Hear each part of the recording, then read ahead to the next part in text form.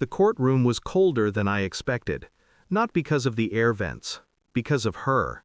15 years. 15 years of silence, and she sat across from me now with a lawyer she could barely afford, pretending to tremble, pretending to be a mother again. Her hands fluttered like she was the victim, like I had stolen something precious from her. Kidnapping. That was the word printed in thick black letters on the complaint. I kept my eyes on the envelope in my hand. Smooth, quiet, heavy in all the right ways.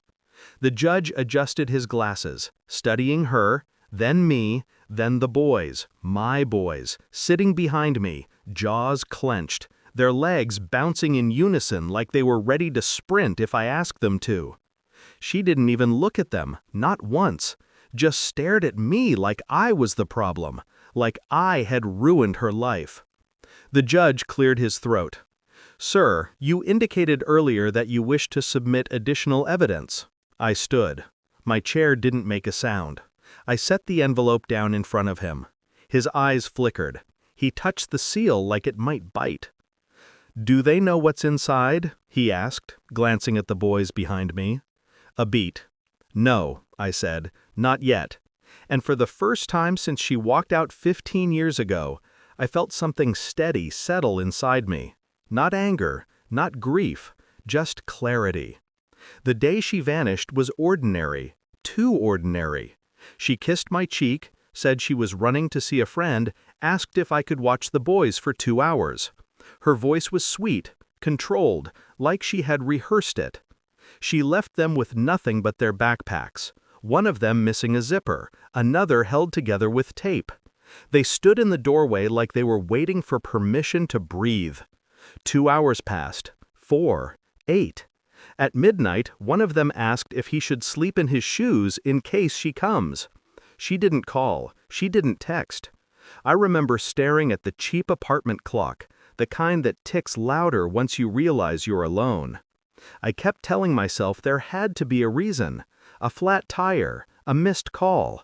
Maybe she went to her sister's. But somewhere inside me, a quiet part, the part that doesn't negotiate with hope, knew the truth. She wasn't coming back. I reported it. Of course I did. Police shrugged. Maybe she needs space, they said. Maybe she'll turn up. Days became weeks. Weeks became months. She didn't reclaim them, didn't check in, didn't send a message on their birthdays. The boys slowly stopped asking for her. But I never stopped wondering why. What kind of mother abandons her kids? And what kind of woman abandons a man who was willing to help raise children who weren't even his? Because they weren't, not biologically. I knew that even then. But she called me their dad, and I wanted to believe it. I wanted to believe her. So I buried the questions, buried the doubts. Built a life around 3 boys who grew into men while their mother played ghost. And then, 15 years later, out of nowhere, the summons arrived. Petitioner alleges unlawful abduction and custodial interference. She returned not to reclaim them, but to accuse me of stealing them. That was when everything snapped into place.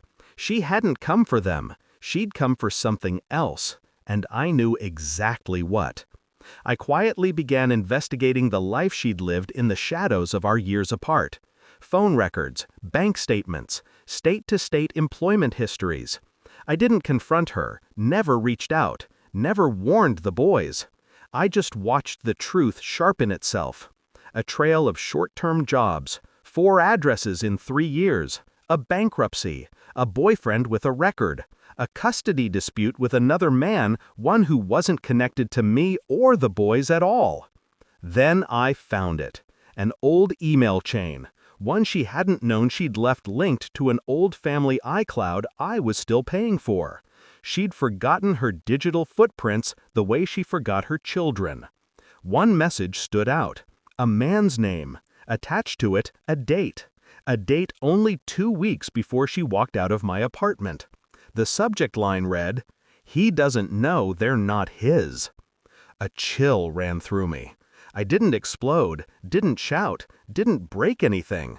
I just sat down, exhaled, and felt the world reorganize itself around one quiet truth.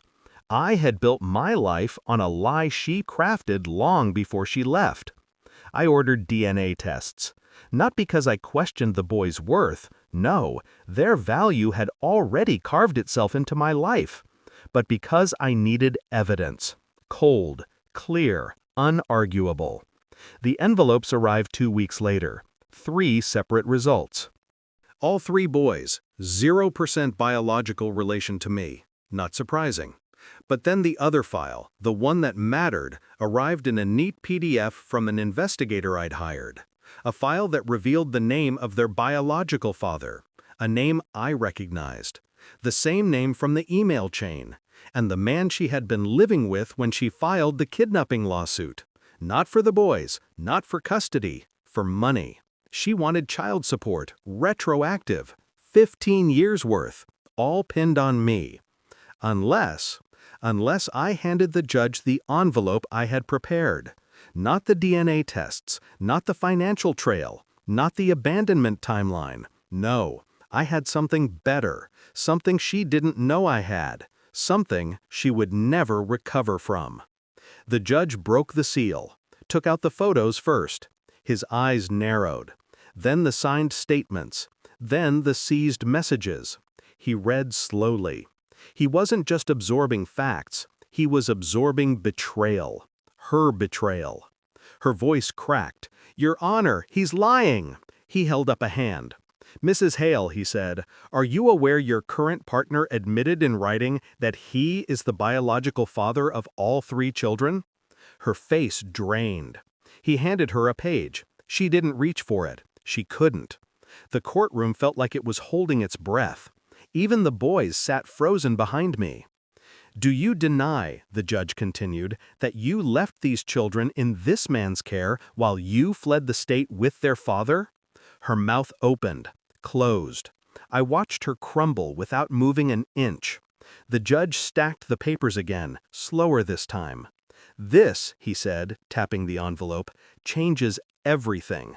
And I just nodded once, calm, silent, exactly as planned. She finally looked at me. Those same eyes that once convinced me I was worth loving, now wide, wounded, cornered. You set me up." "No," I said quietly, "you set yourself up. I just stopped cleaning the mess."